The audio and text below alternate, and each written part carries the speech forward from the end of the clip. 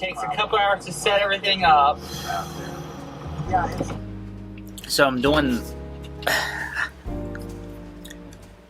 I don't.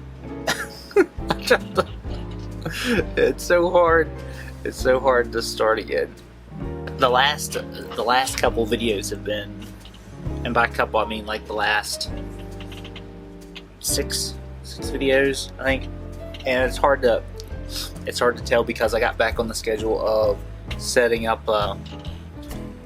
There's hair all over the place. Setting up videos ahead of time.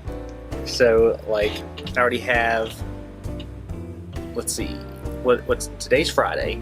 Okay, so that means Sunday's in like 2 or 3 days. That video is already uploaded. Okay, the video that's supposed to come out Sunday. I also just uploaded the video that's supposed to come out the Sunday after that. So both of those are already uploaded. And I'm trying to get, if I can get back to that like month ahead schedule, which is going to take probably a month to get ahead.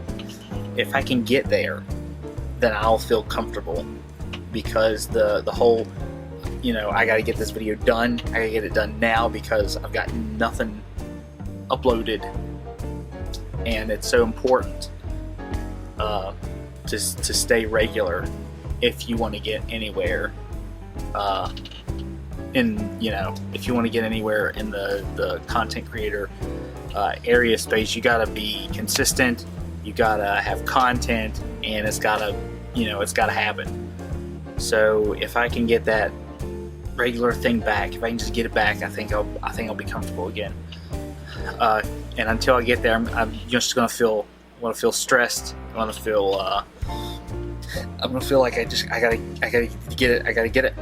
And so I've just been uploading. Like I've been, just recording what I'm recording and uploading it.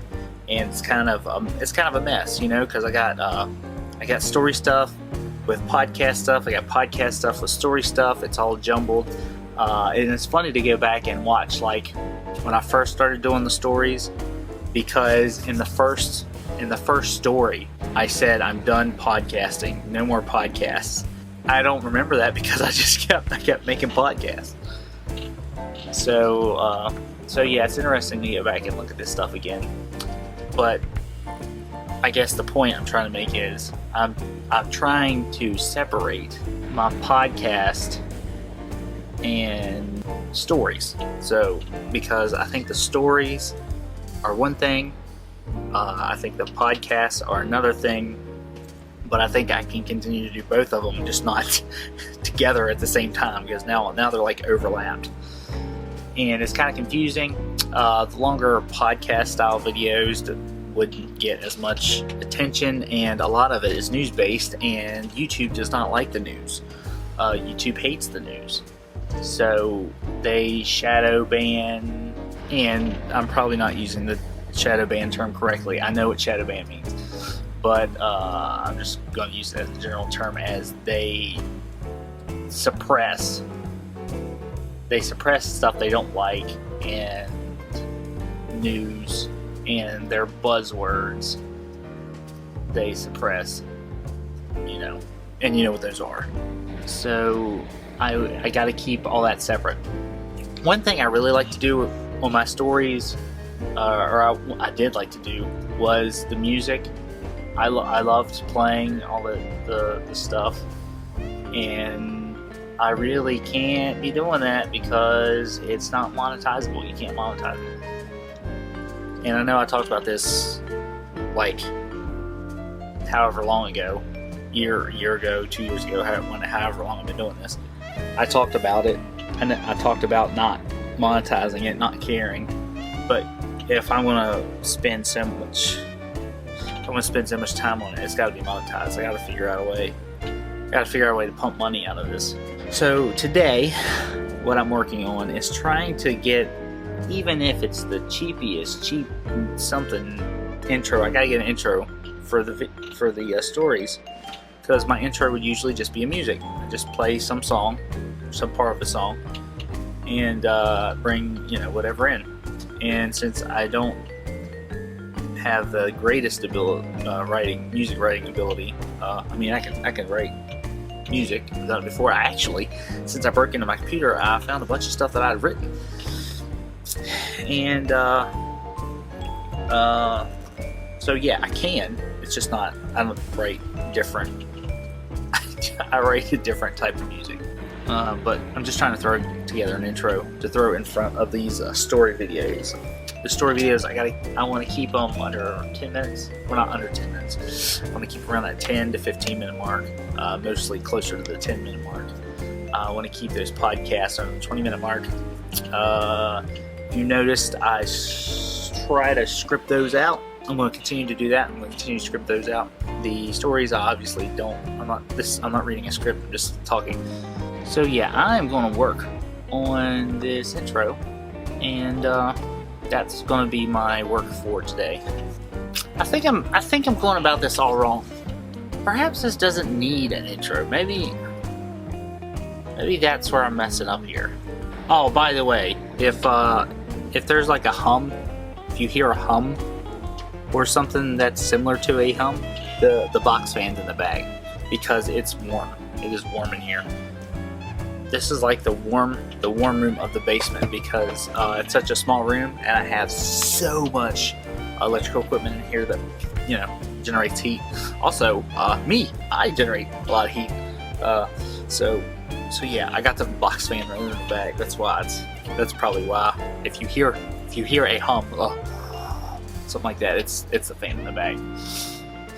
Hopefully, it's not too bad though. You know what happened recently?